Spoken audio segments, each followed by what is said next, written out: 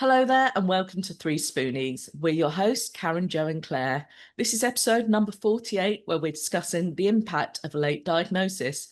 Join us as we dive in.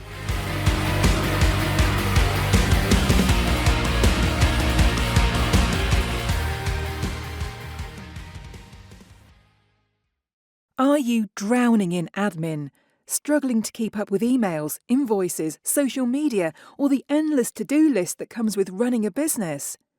Then it's time to call in Vicky Admin Fairy, an award-winning virtual assistant who brings order to admin chaos.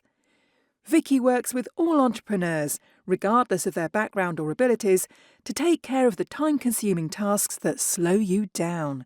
Whether it's managing emails, sorting financial admin, handling social media, chasing late payments, the list is endless. She saves business owners hours every week, reducing stress and ensuring everything runs smoothly. With 25 years of experience, a flexible, client-focused approach, and a reputation for going above and beyond, Vicky adapts to your needs, making your business more efficient so you can focus on what you do best. And the best part? You'll have more free time to grow your business, boost profits, or just enjoy life without admin headaches. Want to free up your time and get your business running more smoothly? Visit www.vickyadminfairy.co.uk or email hello@vickyadminfairy.co.uk to find out how Vicky can help you. Hello, I'm Karen from Pony Pony Pony. I'm Jo from Bright Cat Business Solutions. And I'm Claire, and I'm currently on a break for my business. Together, we're 3Spoonies navigating our way through life and business with not enough spoons. This week, we're going to be discussing the impact of a late diagnosis, and we are joined by the lovely Sarah Fish. Hello, Sarah. Hello, thank you for having me. You're very welcome. Thank you for being here. Would you like to tell our guests a little bit about you and what you do? Yep, so I am currently now an advanced hypnotherapist. Used to be a scientist, entirely different, I know. And I help primarily people with anxiety and stress to take control of it and to basically be happy being themselves. Marvellous. That is a worthy aim indeed, I feel. So I'm just going to pass over to Jo for some questions. Whoosh! Okay, so we are talking about the impact of late diagnosis. Now, I am assuming there is a story behind this with how we got to topic with you. Would you like to fill us in? And my first question is, do you remember the moment you first received your diagnosis and what were your initial thoughts and feelings? Yes, I remember because it was last year. So, absolutely not surprised at all. So I actually went down the route of paying privately for a diagnosis because after many years of feeling different, I had a friend that I was quite close to that I knew she was very much like me, and she came over one day and said she'd had her diagnosis of autism and ADHD. And I was like, okay, I've got to do this now because we're very similar, and clearly I just need a piece of paper that says one way or the other. I have a son with autism and ADHD, so I didn't know if it was both but I kind of felt like it was ADHD. And so it was last year, and yeah, I was not surprised at all. They were very thorough, went over all my childhood and all that kind of stuff. And I just felt validated, I think is the word. Just like I've just wanted to prove this forever. And now I have, and now I feel true to myself, properly true to myself, because I felt like, when you don't have a diagnosis, you feel like you're pretending, and you feel like I didn't want people to think that I was pretending to be different and was almost encroaching on other people's diagnosis when I myself didn't have one. And so it was just like, yeah. And then life just carried on as normal, really, for me, because I was expecting it, Yeah, that makes a lot of sense to me. I mean, we're certain my husband's autistic, but he doesn't feel the need to get a diagnosis because he knows he is. Somebody who was also autistic very much pointed this out to him, and he hadn't thought about it previously, and it's like everything makes sense, but he doesn't feel the need for that formal diagnosis. Whereas I'm still not sure, because I'm pretty much sure I've got ADHD and autism. Though discussing it recently with my mother, it was like hyperactivity. It's like, yeah, but No, it's it's it's internal. internal. And Yes, it's and internal. then a few days later, she's like, it's really interesting. Like with boys, it's external. With women, it's not. And she's like, yeah, okay. So I explained sort of some things how my brain works, and she went, no, I don't get that. It's like, see. So yeah, I'm still teetering on whether to go down that road. Ladies, you've both had or waiting for diagnoses. Do you want to jump in on that question as well? Mine took 4 years of 3 or 4 years of going back and forth to the doctors, being told that my bloods were fine, it was a weight issue, and that I was just overweight, and that's why I was feeling how I was feeling, when it was like, okay, it's not a weight issue because I wasn't overweight, and it's like it doesn't explain all the things that I'm feeling. And it took us when we moved, and I went to my doctors, and I was like, I'm going to write a list of all the different things I feel or go through in a day. And it was like 36 different things, and she's like, yeah, that's not normal. And within that doctor, it took 3 months to get my diagnosis. Just it's finding the right person, which unfortunately, with our strained NHS system being really shit, it's really hard to do. And then it was really frustrating because I saw is it the rheumatologist? No, I can't remember who you say. The rheumatologist. He's the rheumatologist. And it was like a 15-minute, 20-minute appointment to be told, oh yeah, you've got fibromyalgia and CFS. I'm like, okay, what now? And it's like, there is no kind of, oh look, this will help you. There's a lot of figuring it out for yourself, which is really frustrating because everyone is so different. Yeah, it's just a ball ache. Add on to that, here comes my rant. And you two know it's coming because I very recently got my diagnosis of fibromyalgia. I have been waiting, well, I've been suffering with it since 2019. It's now 2025. I have been waiting 2.5 years for an NHS rheumatologist to confirm everything, which my GP was pretty sure what it was. After all the blood tests and everything's fine, but you're not fine. They lost my referral twice, and I eventually had to go pay private to go see a rheumatologist. After a client had gone, I'm not sitting on the waiting list, because she's also got EDS, and she was expecting that one, but then she wasn't expecting the fibro. So I asked her how much it was, and my mother went, I'll pay. Go private. You need that diagnosis, especially as I'm currently fighting PIP. 15 minutes. That's all it took It's for him so to be frustrating, isn't it? absolutely certain that's what I had. So I then sort of talked to everybody, go, 15 minutes. I waited 2.5 years for 15 minutes. I mean, thankfully, he's very kindly referring me back to my GP to do the ruling out blood test, which I think have already been done anyway, and pain management, so I don't have to pay private for those. But yeah, he was certain that was the problem. And I was, on one hand, really happy to get that diagnosis. On the other hand, really annoyed at the waits and that, the loss of referral twice, especially after one of them had requested a blood test first. Yeah, I don't like. I can kind of understand losing a referral once, but to lose it Yes, twice is some expert level of dumb fuckery. yeah, Sorry, especially Gary. after, especially after the 2 years they spent with every time I called them or any time my GP called them, going, we've got a really long backlog, we're working through the list, we'll contact you when it's time. So then finally someone actually looked it up and went, no, we ain't got it. That took 2 years. And then 6 months later, after doing the referral, getting the blood test, they've lost it again. Yeah, you have to nag, don't you? And You do. that's why I did the similar thing that you said. Like, I had family that were willing to pay for the test.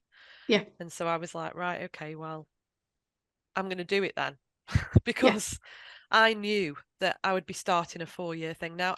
And the other thing about it is, I mean, I've been through CAMS with my son and everything, to get that piece of paper that says what they've got, but then no help afterwards. Yeah.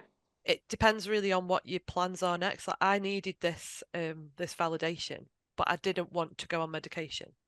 Yeah. But if it had been a barrier to medication, then it's even worse, isn't it? Because you really need that medication to make your life easier.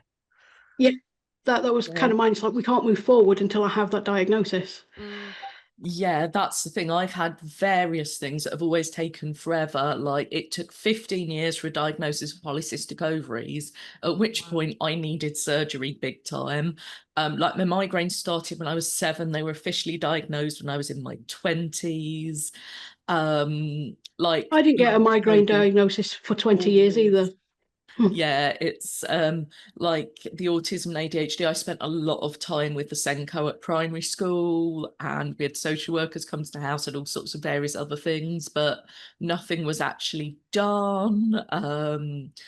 Dyslexia was diagnosed when I was at uni because I had one tutor who was on the ball, saw me filling out a form and went, "Oh, you're dyslexic." And I went, "Oh, no, I'm not." And he said, "Might want to go for an assessment," like very sportively, very kindly, but and there's sort of been all these things, and it's like, oh, imagine if things had been put in place when they started, or when they were recognised, or if they had been recognised at primary school. And it's like, just imagine what we all could have achieved if we hadn't had to wait all that time for someone to say, oh yeah, this thing that's wrong, it is actually wrong and you're not making it up. Yeah, but they used to hide it, didn't they? And like they'd hide you away if you had something like that, and it was very not spoken about. But it's also about knowing about it. You know, I was at school in the 80s. Like, nobody knew ADHD existed. No, And the only thing they knew about autism was Rain Man. I mean, yeah, they just didn't have a clue that there was a spectrum. They didn't have a clue. And it was only if you were at the very extreme and really obviously different that they ever would help anybody. And I remember being at school and those kids leaving and going off to other schools, to special schools. So it was like you had to have massive issues and you had to show them. And that's another thing that we tend to do. You know, as girls, we mask very much so. And so nobody would know there's a problem because you don't want to put anybody out and you don't want anybody to know there's a problem because you're embarrassed about it, Yeah, you'll just struggle silently, and they go, "Oh, we're all very smart." And there Yeah. used to be that flow chart, didn't there? Like, were you speaking at 4? Yes, no. And it's like, you could have this diagnosis or that diagnosis. And when there used to be reps, and there were like different degrees, and it was like either you're super autistic or minimally autistic. And, Yeah. it's like. But one of the things actually that was picked up was I failed the hearing test. You know, at school when they do that the thing where you listen to the beep beeps. thing. I Yeah. failed it. And my mum had forgotten when she filled in the questionnaire, because a parent had to fill a questionnaire in about your childhood. She says, no, it wasn't you, it was your brother. And I was like, no, it was me. I said, because I remember seeing in my medical record that I was referred to the hospital because they thought I was deaf because I couldn't hear. And it wasn't that, it was that I was not paying attention. I think that's what I had that. I had to have the hearing test as well because I wasn't paying attention. I think it was possibly there was too much noise. Not just that, but they were all staring at me, and the pressure of them staring at me. I remember thinking, they're staring at me, I must press the button, like not realizing what I was listening for. Yeah. You know, that whole pressure of it was overwhelming because I remember we had to go to the head teacher's room. I had to sit in the head teacher's chair next to him and the deputy and some nurse. The whole thing was a horrible experience. That sounds awful. And yet to them it was nothing. It's just a room with a chair in. But to me, it was like, we're going to the head teacher's office and it's all very What have I done scary. wrong? Yeah, and so yeah, and I didn't know that failing the hearing test was one of the things that they do pick up on with ADHD. Didn't know that. I didn't know that.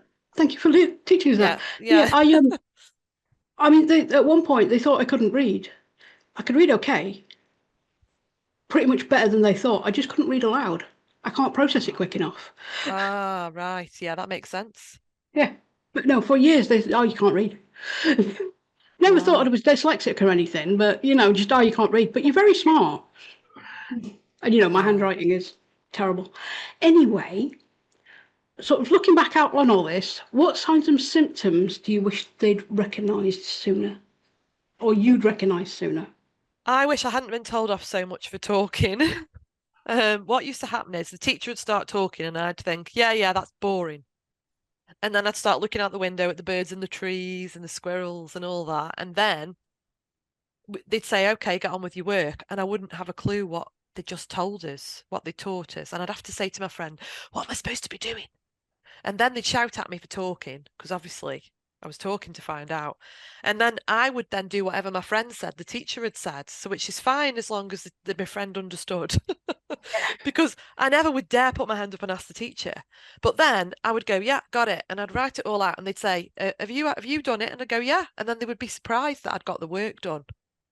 But I'd got it done because I'd understood what she said and I'd got it done really quickly. And I was able to do this catching up all the time. And that was the way, and I realise now I always sat at the back because I didn't like to be the teacher looking at me. But actually I needed to be at the front because the distractions of everybody in front of me meant that I was too busy looking at, the clothes other people were wearing or the hairstyles or whatever, rather than actually focusing on what was on the board. So there's little things like that when I think, yeah, but on the same token, I would never ever have liked to be singled out as being different. I can understand that one. So I never would put my hand up to answer questions, didn't like anybody looking at me. I had a massive phobia of being in the spotlight before I'd had hypnotherapy. So I used to be I used to feel sick. I used to be happy practicing for the school play, and then as soon as it came to the school play, I'd be ill, and my mum would say I was making it up, but I felt it in my tummy. I just wasn't physically sick. And then the same thing would happen with sports day. I missed a few sports days, and it wasn't about joining in. It was about everybody looking at me. And I didn't know until I was 40 that I'd suffered with anxiety all my life, because that was when the doctor started to actually ask me some questions and I started to realise that, but again, anxiety wasn't a thing back then either. So it didn't exist. Exactly. It's just everybody suffered silently. Well, that's what I thought though. I thought everybody else is doing a really good job of covering it up. Like, wow, they must worry all the time, but they don't show it, And I thought they were just very brave for going on the stage and all that kind of thing. And yeah, and it isn't until you're sort of out of an adult and you think, oh yeah, I'm having to stand up and speak and my mouth's going dry and my legs are going like jelly and my heart's racing and I'm thinking, I don't really want to be here, that you think, oh, this is a real thing now, Well, I think it's also when people try and be helpful and sort of normalize things and go, oh, well, more people are scared of public speaking than deaf. And it's like, yes, but there's a difference between, oh gosh, I'd rather not, or this is something I've not experienced, and I am having a massive panic attack and I'm fearing for my life. And, and people trying to be nice and say, oh, well, we all get nervous. And it's like, no. Yeah, and it's not even that you are choosing to be that way. Your body is responding, and it's all way back from some subconscious thing that's happened many, many years ago, but your body's responding. And so all you know is how you feel in that moment. And you don't know that you can do anything to change it. I didn't have a clue. And now it's gone. It's ace. And anxiety was sort of the start of me dropping out of uni, because I was fine doing all the solo work, doing all the stuff. I wouldn't ask questions in class, but I'd go away, I'd do the work. And then we had a group project with people I didn't know. hate them. I hate those. Oh. And then not only a group project, but when we had to then give a presentation about, I stopped going to class. That was it. I was done. You know what I did? I was the one that did all the work. And then I said, I've done all the work. You guys can present it. I thought about that, but I had such trouble sort of wrangling the group to actually talk to each other. It's like, it's not worth it. I can't do this. And then, my anxiety got really bad. That was sort of the end of that. Yeah, I think it's also with hindsight, you can look back and make connections that at the time you didn't, because you were just trying to get through that moment. Like at one point, I remember saying to a friend, and now it's like such a ridiculous thing to say, but it's like, oh, that's really weird. I got really stressed. And then I had like an asthma attack, and I don't get asthma.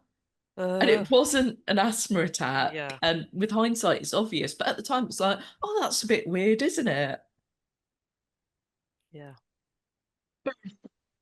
It's like because nobody ever talked about these things, no, we didn't know it wasn't normal.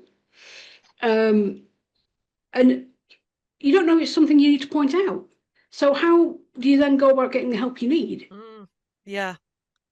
And then you do in hindsight, like going back, I think, okay, I knew that if I was able to properly study, I probably could have got A's in my GCSEs. But I couldn't. The procrastination was so bad that I was just a person that leaves it to the last minute and then hopes that it's in my brain, and I I do didn't that. know Sounds like why I me. couldn't. You just blame yourself and go, I just can't do it. I just can't do it, and it's frustrating and it's not going in, and you see your friends sitting there, they do a set hour after school every day and they manage to focus, and you're like, I just don't know how they're doing it. But my And so thing was yeah, always, that would if have it's been not in my brain by now, it's not going in. But yeah, I always had this weird disconnect because I'd get A's and B's on all my coursework easily. yeah, But me too. I'd then be on like D's if I was lucky, a C on exams because I cannot do exams. It's not the right environment. Exactly, it's the anxiety of being in an Yeah. exam as well. Like, I mean, when we did them, I did them in, would it have been 1995, right? And back then, it was one exam for geography, and it was 3 hours. They're split now a lot more, but I'd get cramp in my hand. I'd what I realized was the best thing to do was to get everything out of my brain as soon as I entered the room. So I'd literally on the first page in pencil do like a brainstorm thing of everything I could remember about geography. Because I knew the chances were that all of a sudden my mind was going to lose it all, and I was just going to sit there looking at the clock thinking nothing's coming to me. And then I could flip back to that first page and it would start it going again. And that was my way. I spent the first 5 minutes of every exam just in pencil scribbling lots of stuff down. And I don't think I would have done very well if I didn't. Whatever works. Yeah, but it is about that. It is about whatever works. And I think that when you feel like you're different and you're constantly trying to be like everybody else, you find coping mechanisms so you can be like everybody else. So like I've always had to have things written in a diary and alarms that go off. And I just thought other people did that. But I've met people that don't. They just remember. They just remember what they've got on. And I'm like, how do you remember what you're going to be doing? I remember the general things, or something massive, like if it's a wedding or something. But no, I need alarms going off to remind me, even to send an email to somebody. And I've been doing it for years before I ever had a diagnosis. I think a lot of it is also having the language to express what's happening, because if you can only say, I feel sad or my tummy hurts or things like that, that may be to you an accurate way of explaining it, but it doesn't put that across to other people. Or, there's now there's terms for, like, time blindness. And it's like, as soon as I heard that, I went, oh, wow. Oh, okay. Because I am never late, except that one time the tram broke down because the wire broke, and that was not my fault. But I am always early. I am always stupidly early because otherwise I will be late and I will stress about it. Overcompensate. Yeah, I'm the other way. I think I'll get there in 5 minutes. No, I will plan. And I'm always I will, late. like, let me get the bus earlier or the train earlier than I need so that I'm there early. I'd rather wait around for 20 minutes and be early than be late. I am the person who's usually at least half an hour early. I once turned up to a job interview an hour early because I didn't know where it was, and therefore I was panicking. Yeah, there's lots of times I've walked around the block multiple times or gone for a coffee I possibly couldn't afford, or, things like that. Because if I feel like I'm late, especially if it's something like public transport where it's out of your control, I'll be going like, I'm going to be late now. I'm going to be late now. Am I going to be 3 minutes late? Am I going to be 4 minutes late? I might be 5 minutes late now. And I do not have time in my life for that level of anxiety. I just can't do it. I think that's the thing. If it's something official, if it's an interview or it's, going and meeting somebody first time, if it's coming on a call like this, like I was 3 minutes early, that's pretty good. If it's like meeting my friends or going on a regular network meeting or whatever, then they kind of know that I'm going to be 5 minutes late. But I think I know that too, which doesn't help. Probably not. You know? Even that, I'm like, I need to be early. Yeah, Yeah, but with we've got friends that would constantly be at least half an hour late, and which when you're half an hour early to everything, it's a bit of an issue. So we tell them Yeah. to meet us half an hour earlier so they'd be on time. Yeah. But we've also got another friend, my husband's best friend, who is always late, always. And he'd be like, if we'd be picked up to go somewhere, even if we were going away for a few days, but they were late, I'd start pacing the house. Because Yeah. it stresses me out that they're late, despite the fact we don't actually have a defined time we need to be there. But it's in your head. In your head, you know the timings and everything's planned.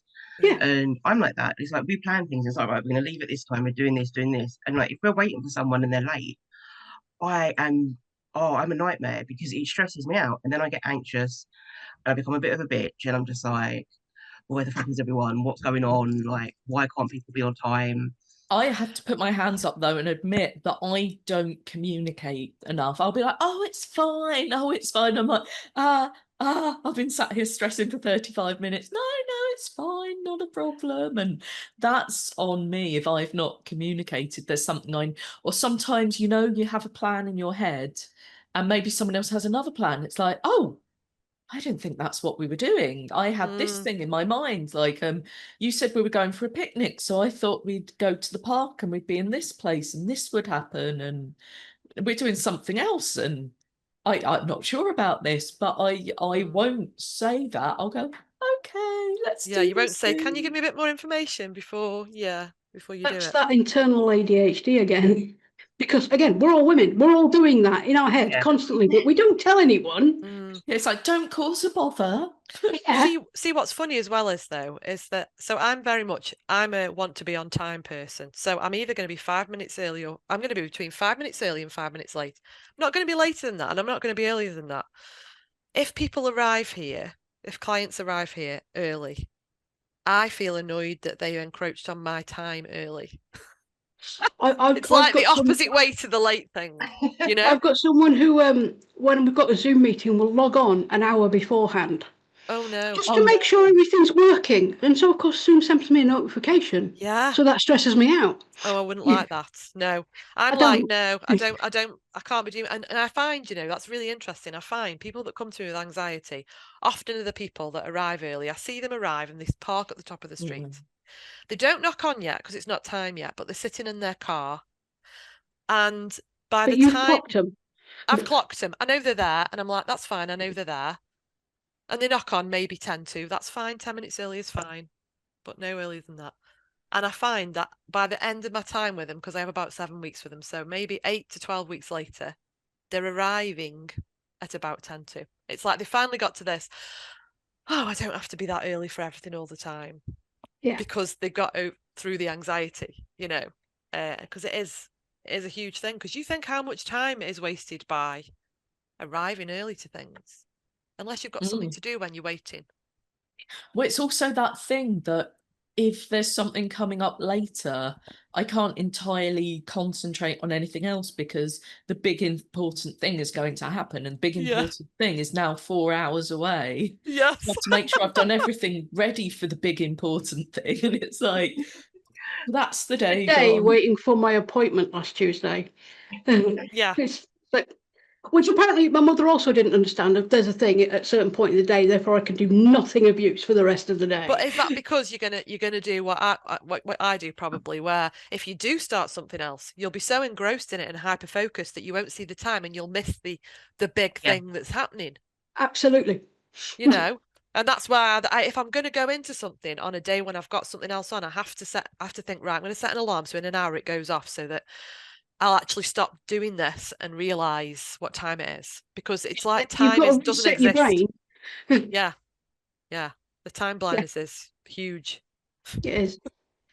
Anyway, should we take a little break before we ask some more questions? Yes, I was just about to suggest that. Let's take a brief juncture for some spoons full of loveliness. Here's some lovely things that hopefully will make your life jollier, more efficient, or just better. Your mileage may vary. 3Spoonies is sponsored by Grow Radio. Grow Radio is an online radio station dedicated to bringing you a different podcast on the hour, every hour.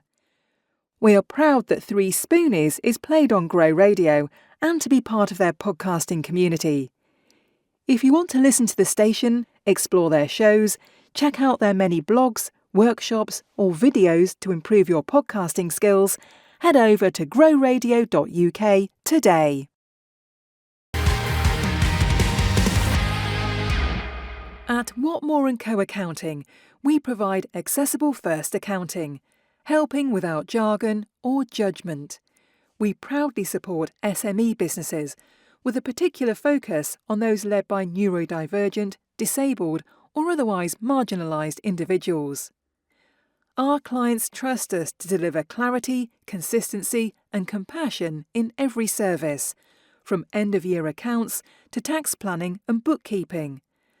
As one client shared, Lawrence made it painless. They get it. No need to explain. Schedule your free consultation today on our website. Visit whatmoreandco.com today. Whatmore & Co.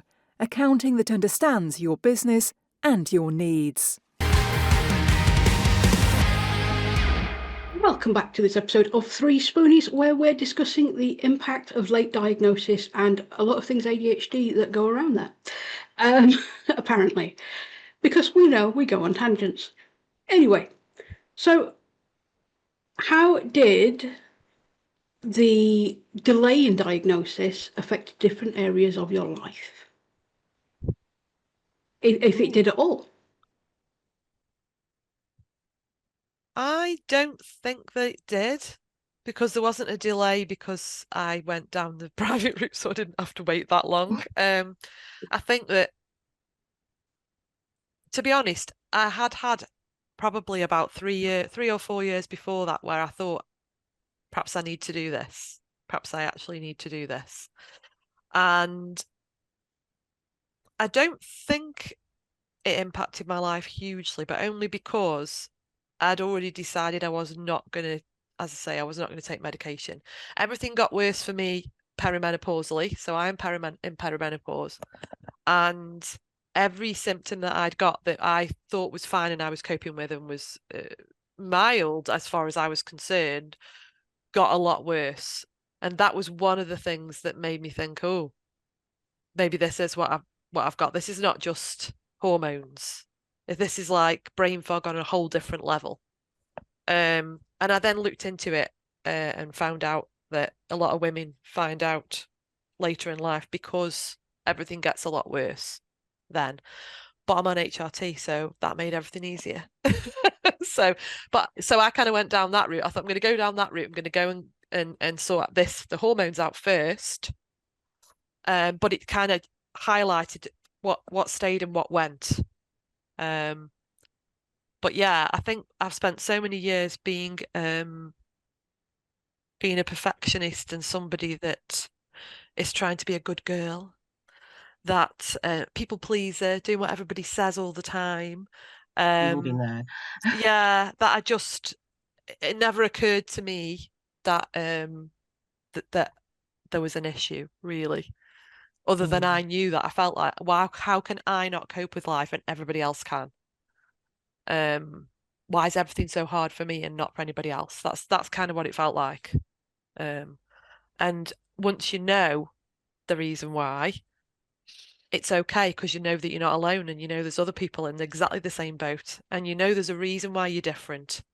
And then you understand why people don't understand you, because those people don't think like you, and that's okay. They're neurotypical.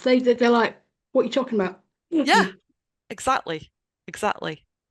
And you need to meet more people like yourself to discover that, I think. And obviously at school, I can't say as thinking back, I can't say as there was anybody in particular that I thought was very much like me. Not even at uni.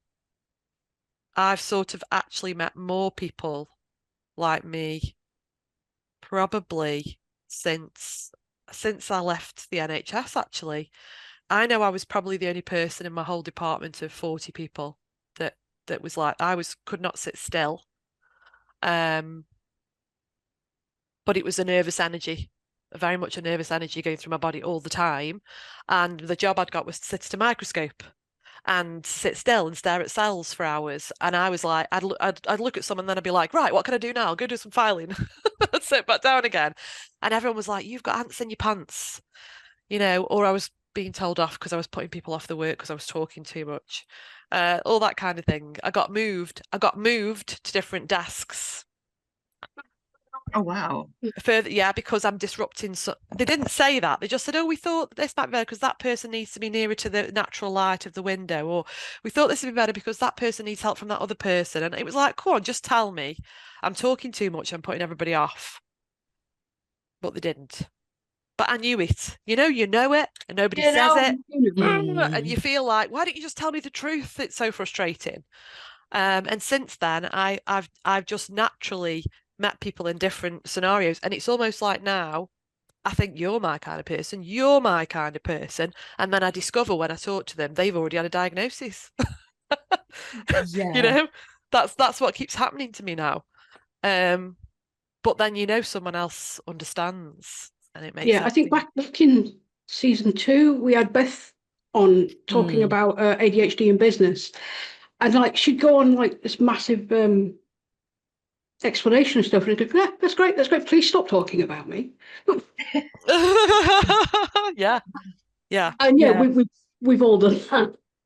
Yeah, I had interesting. Well, I sort of had the dual thing, which again, with hindsight, I should have picked up on that. I worked in alternative education, so I work with a lot of students who are on the spectrum.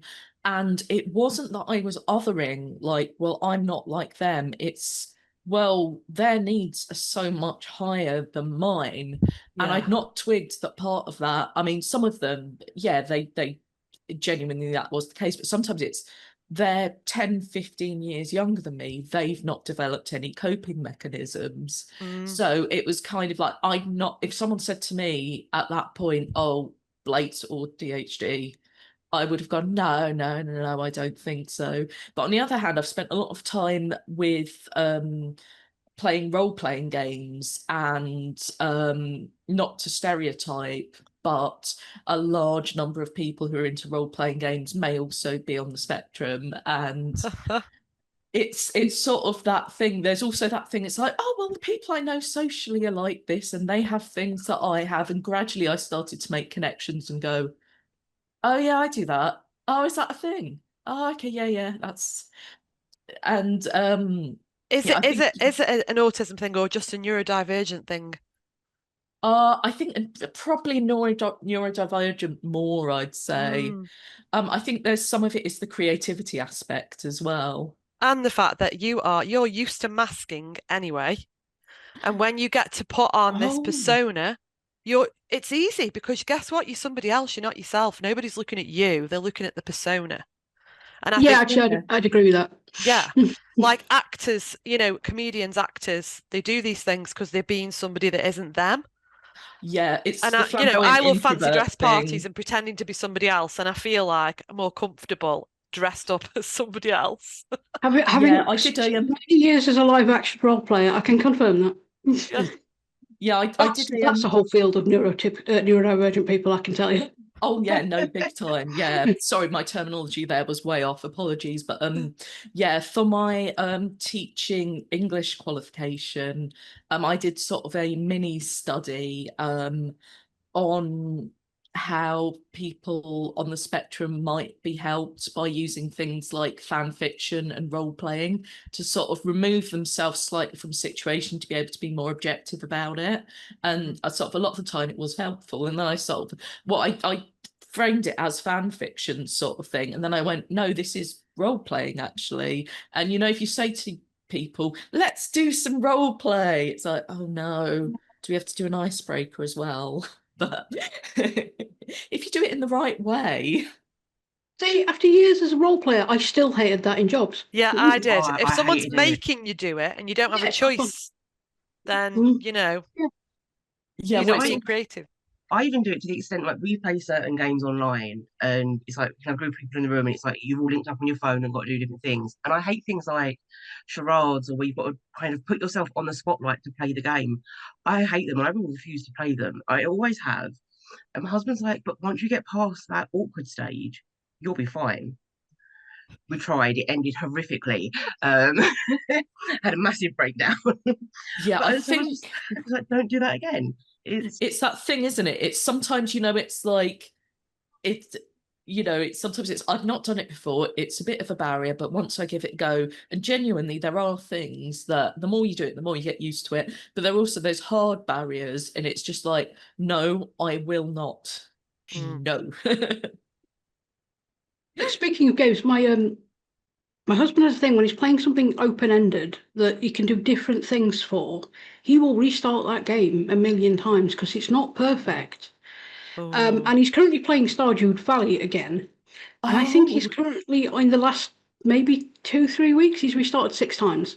oh And he wow. just runs past me going, I restarted again. It might be the tism.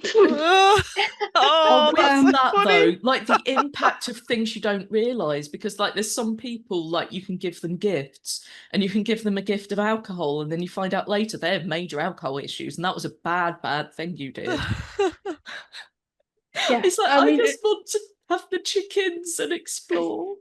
yeah. I mean, on sort of like, we all know like men who are autistic usually have special interests, but like women don't. It's like, no, it's just they don't have the same special interests. As Ben says, it's like, you're the smartest person I know, and you will watch a documentary on anything. So, and I used to deny this, but I did watch one on sewage works. It was really interesting. I just like learning things. Yeah, and there's also a thing about women's things that don't really matter, and they're silly. So Yeah, if you do train spotting, say, that's a proper hobby with science. If you do knitting, that's a ladies' thing that's fluffy and, but takes real skill. I've Yeah. seen men that knit as well, so I that have. is true, I, to yeah, be fair, I think it's yeah. brilliant. yeah. Anyway, Or I we're know going on a someone who's got tangent. 3 spinning wheels, and like she's not even like a wicked witch who curses people. Oh, I mean, surely that's a side hobby. she's missing a trick there. Yeah. Mm. All right, all right. One more question. Since your diagnosis, has anything changed for you in like mentally, emotionally, or practically? I feel free. I don't know how else to put it. It's like this cloud that's been hanging over me for a long time has gone. And I don't feel bad about being me. It's like this sort of um I do a lot more laughing at myself, and all my family go, oh, rather than it be, oh, you're clumsy, oh, you're always spilling things, and you feel bad that you're always spilling things, because that's what happens to me all the time. Now it's, oh, there we are. I mean, yesterday I just opened some toothpicks and they flew all over the floor, and obviously I mean, everybody just chuckled, that, and I said, that's come on, who's helping me? You know. They're the worst to put back. They really are. Yeah, and it wasn't like, in the past I would have been angry at myself. Probably my husband would have said, oh, what did you do that for? Like I planned it, you yeah, know. And so it's little things like that that there's a reason, and this is the way my brain is, and this is some of the quirky things that happen, and that's okay. yeah. I like that way of looking at it. It's like just makes you free. Mm, yeah. Mm. Yeah, that's Um, really true. Or sort of connections you've never made, like I can't wink, and someone said, "Oh no, Really? that can absolutely be a thing," and I'm like, "Oh, Oh, I just thought it wow. was me. I failed at winking and life in general." It's like, like That wink. actually reminds me of something we watched the other day. I think we were watching an old episode of A League of Their Own, and they were talking about some footballer who can't actually wink. And I didn't know this was a thing. I'm like, but everyone can wink. And it's like, no, they can't. They were showing a video of him trying to wink, and he's just like, and that's what he'll do instead of winking. He just Wow. closes both eyes and opens. I'm just like, I thought everyone could do it. Like, I No, didn't I was terrible at realize. wink murder because I had to go. Oh, oh. that's all my questions. Karen, I'm going to pass back to you to finish us off.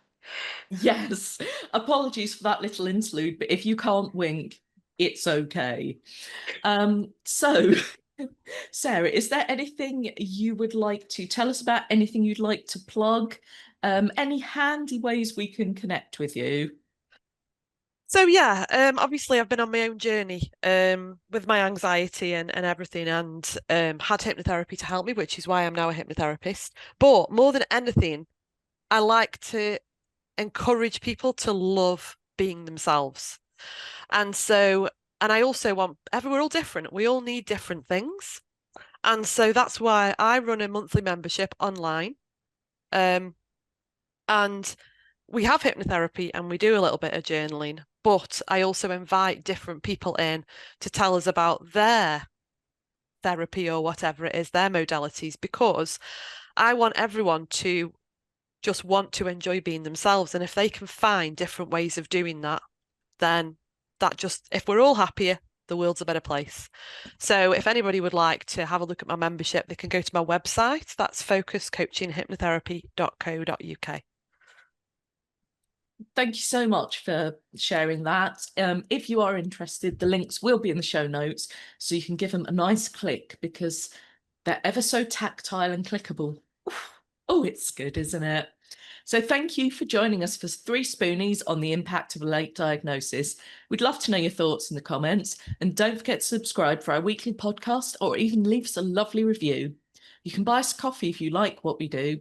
And as ever, all the links are in the show notes. See you next week for our community questions. Have a great day, keep track of your spoons, and don't worry if you're not a winker.